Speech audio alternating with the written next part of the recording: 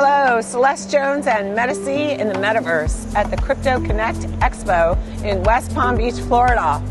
Today we're going to meet a really special person, and we're also going to talk about Bitcoin versus Ethereum. But first, let's talk to Josh. Josh, tell us a little bit about what you do. Well, thank you, Celeste, for having me here today. My name is Josh Leidolf. I go by Transparent Artist in the art world. I've been doing transparent currency and commodity art for almost 5 years now. I've been an artist my whole life, but came up with this breakthrough moment to kind of do a protest to the central banks about half a decade ago. And essentially what I do is I depict either fiat currency, which is the front of the bill, the back of the bill, and all the hidden security features, or a transparent Bitcoin piece, stock certificates, old world documents, things like that, kind of just bringing some of the new information of the crypto and blockchain world to the previous mindset most people have of traditional central banks and the Federal Reserve. So I'm just happy to be here today, and hopefully I can answer all questions asked.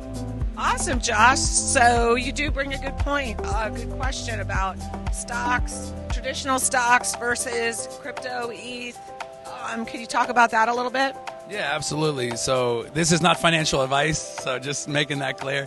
But I think it's important in any diversified portfolio that you have multiple assets across the board.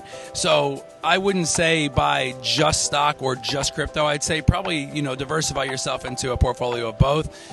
My favorite stocks right now are Google, Microsoft, and Amazon. I know that's obvious, but I recently had a meeting with Leon Cooperman, who's like the father of hedge funds, most successful investor pretty much ever. And he said that Google and Microsoft are the two stocks he's not going to sell for the next 20 years.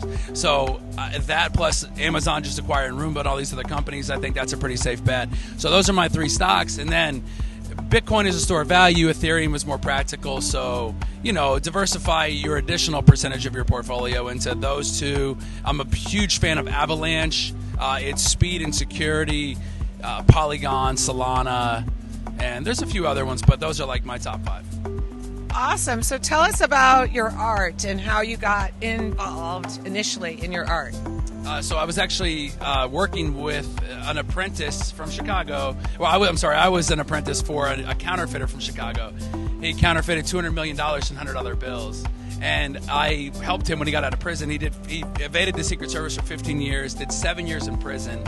And he became a very famous guy. Like Rolling Stones interviewed this guy. He had a New York Times best-selling book. There's movies about this guy, Vice Media, like everybody. And so I did all his marketing for him afterwards and some of the art stuff like ghost artistry. And essentially what happened was I came up with the idea to do transparent currency art for him, and he didn't want to do it, so I ran with it.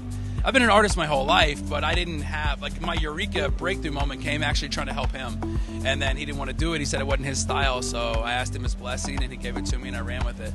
So that's how I got it. That's how I got involved in art. Awesome. So how would people be able to find you if they wanted to check out your art? Instagram's Transparent Artist, transparentartist.com. You can just Google me, you'll find it. And he's probably going to have some physical art in a Palm Beach gallery soon at Oditto, Oditto.io. Celeste Jones and Medici in the metaverse. Thank you.